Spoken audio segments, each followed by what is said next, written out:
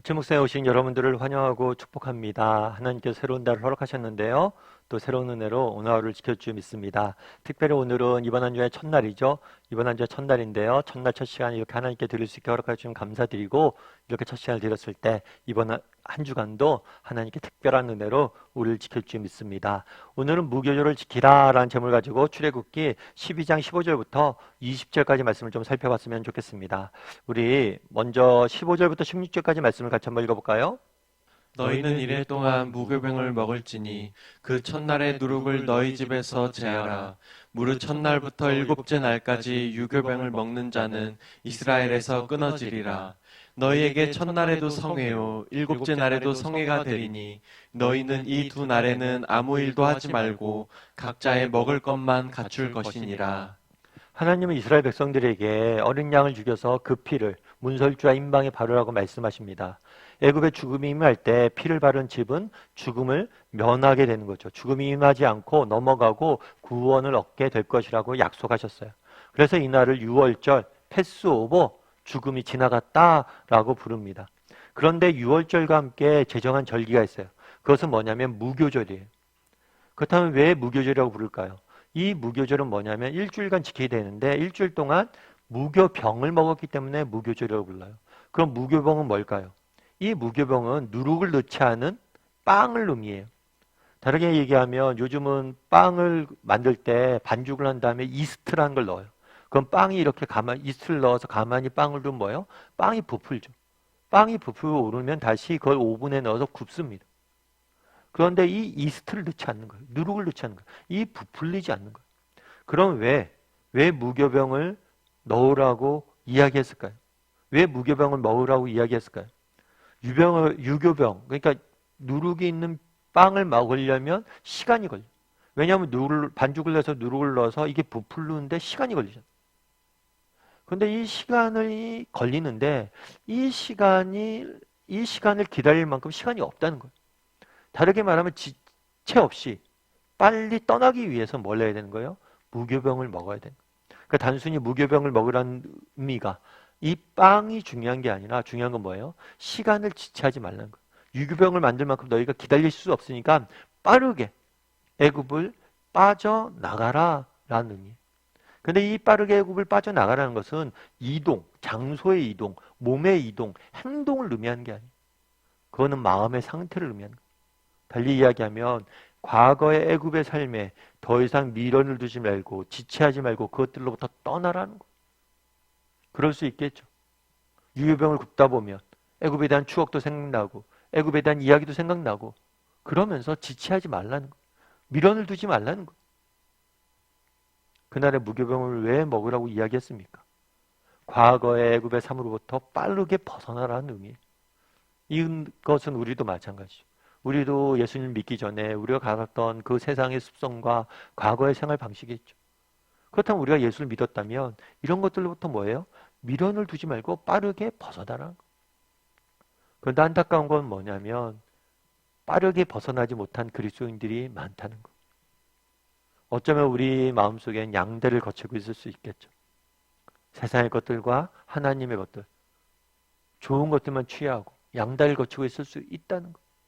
그런데 그래서는 안 된다는 거. 예전에 제가 어떤 책에서 읽은 이야기예요. 인디안들에 대한 이야기예요.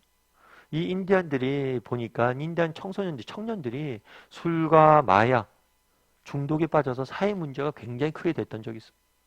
그랬더니만 왜 이렇게 됐을까 하고 학자들이 연구를 했어요. 그래서 연구를 했는데 그 원인이 있었어요. 그건 뭐냐면 정체성의 혼란 때문에 그랬다고 그래요. 뭐냐면 인디언들이 그런 이야기를 한 거예요. 학교를 갔는데 학교는 백인 선생님들이 있어요. 그러다 보니까 백인 선생님들이 인디언처럼 하지 말라고. 인디언들의 전통에 대해서 무시했던 거죠. 그리고 또 집에 왔더니 집에서 뭐라고 그래요? 학교에서 배운 대로 하려고 했더니만 야 백인처럼 행동하지 말라고. 그래서 인디안 청년들이 백인도 아니고 인디안도 아닌 어중간한 상태를 유지하고 있다 보니까 뭐예요? 오히려 마약에 술에 빠지는 자기 정체성을 잃어버리고 삶 자체가 무너진 것들을 삶의 혼란이 가져온 것들을 보게 되는 거예요. 그만큼 그 결과 연구 결과 뭐냐면 정체성이 중요하다는 거예요. 우리도 마찬가지. 정말 우리도 예수님을 믿었잖아요. 그렇다면 우리도 분명한 뭘 가져야 돼요? 하나님의 자녀는 정체성을 가져야 돼요. 이 정체성이 분명했을 때 이 정체성이 우리를 뭐 하는 거예요? 지키고 우리를 보호해 주는 거예요. 그렇다면 여러분은 어떠세요? 여러분은 내가 하나님의 자녀라는 분명한 정체성을 갖고 계세요? 정말 이런 정체성을 가졌으면 좋겠어요. 어떤 책에서 읽은 글인데요. 이분은 어느 날 열심히 일했죠. 열심히 일하고 사회적으로 성공도 하고 잘 나가고 있었어요. 그런데 어느 날 정기검진을 받는데 정기검진 결과가 뭐가 나왔냐면 뇌 종양이 남았어요. 뇌 종양이 생긴 거. 수술을 받아야 돼. 항암 치료도 받아야 돼. 사실 한참 뛸 때 이런 큰 수술을 받아야 되니까 쉬운 일은 아니죠. 근데 수술을 받고 나서 회복되는데도 오래 걸렸어요. 결과적으로 그의 경력이 단절됐죠. 정말 몸의 건강을 잃었을 뿐만 아니라 경력도 단절되고 모든 것이, 그리고 정상적인 삶이 불가능해진 거예요. 뇌 종양을 떼어나면서 뇌 손상을 입었기 때문에 그렇게 하루하루 힘들게 살아가고 있었다고 그러죠. 근데 이분이 한 번은 교회에 나와서 이렇게 예배를 드리고 있었어요. 예배를 드리는데 특별히 찬양을 드리고 있었어요. 찬양을 드리는데 특별히 그날은 눈물이 너무 나더라고요. 왜 눈물이 났냐면 그 찬양 가사 중에 이런 가사가 있었대요. 너는 내 아들이라 오늘날 내가 너를 낳도다. 너는 내 아들이라. 그렇게 이야기했대. 그러니까 너는 내 아들이라. 오늘날 내가 너를 낳았다. 너는 내 아들이다. 너는 나의 사랑하는 아들이다. 그 이야기가 너무 가슴이 와닿았대. 아, 내가 하나님의 아들이구나. 그동안 자기는 그렇게 생각했던 거야. 나는 뇌종양 환자라고 생각을 했대. 근데 그 찬양을 듣는데 너는 뇌종양 환자가 아니라 내 아들이다. 내 아들이다. 그 이야기가 너무 가슴에 와닿았다는 거예요. 우리도 마찬가지. 우리도 누구예요? 하나님의 사랑하는 아들이. 세상이 우리를 뭐라고 부를지 몰라. 세상이 우리를 어떻게 폄하할지 몰라. 세상이 나를 어떻게 이야기할지 몰라. 그런데 우리의 가장 정체성의 본질은 뭐예요? 사랑하는 아들이라는 거예요. 뇌종양 환자가 아니라는 거예요. 우리는 실패자가 아니라는 거예요. 우리는 누구예요? 하나님의 사랑하는 아들이라는 거예요. 내가 그 정체성을 잃어버리고 있었구나 라는 생각이 들었대. 그리고 그 사실을 깨닫는 순간 내 삶 가운데 드리워져 있던, 깊이 드리워져 있던 두려움과 불안과 염려, 슬픔, 내일에 대한 모든 걱정들이 다 사라진 것을 느꼈다고 그분이 써놨더라고요. 우리도 마찬가지란 거예요. 우리도 정말 하나님의 자녀라는 우리의 정체성을 분명히 가질 필요가 있어요. 그날에 왜 이스라엘 사람들에게 무교병을 먹으라고 이야기했냐? 이 무교병을 먹고 기억하라는 거예요. 뭘 기억해요? 우리는 더 이상 노예가 아니란 거예요. 우리는 누구란 거예요? 우리는 이제 하나님의 자녀라는 거예요. 더 이상 노예였던 시절들을 잊고 그것으로부터 벗어나라는 거예요. 하나님이 자녀란 분명한 정체성을 갖고 살라는 거예요. 바라기는 우리 다음의 식구들이 정말 이러한 분명한 정체성을 갖고 살았으면 좋겠어요.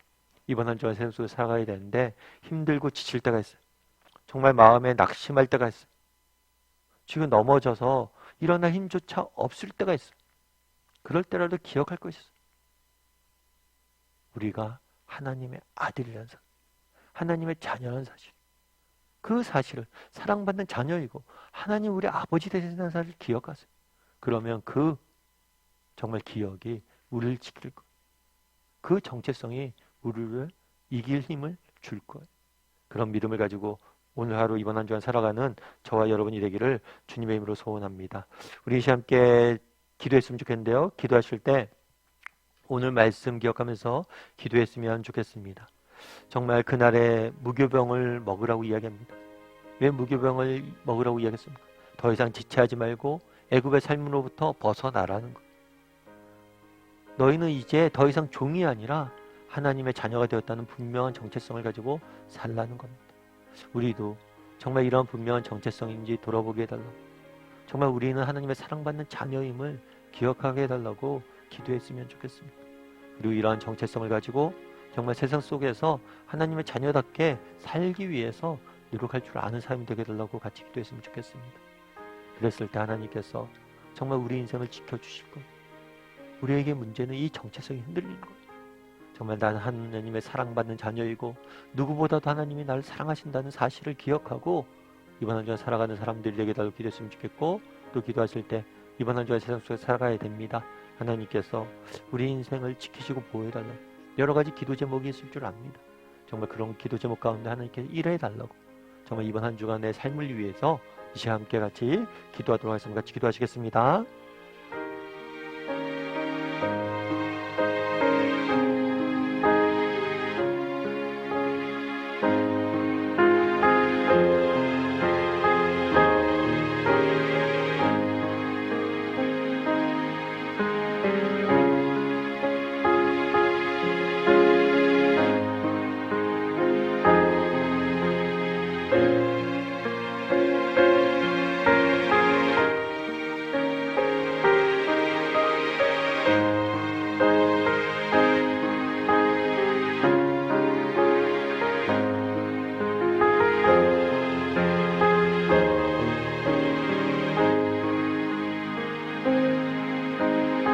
사랑의 하나님, 그날에 하나님께서 무교절을 제정하신 사건에 대해서 배웠습니다.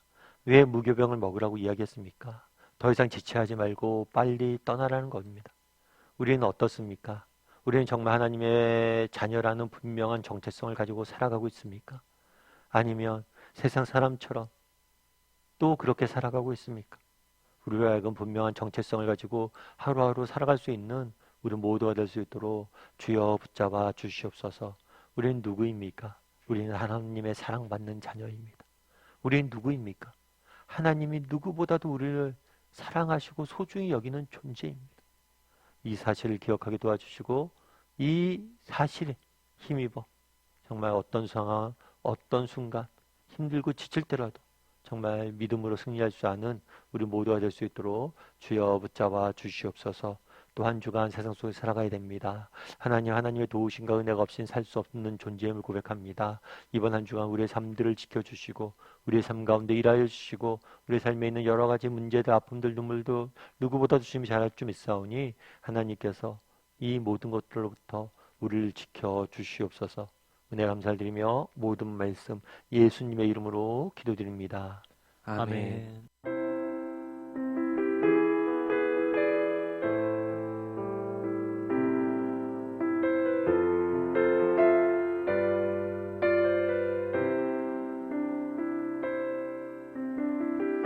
힘들고 지쳐 낭망하고 넘어져 일어날 날이 전혀 없을 때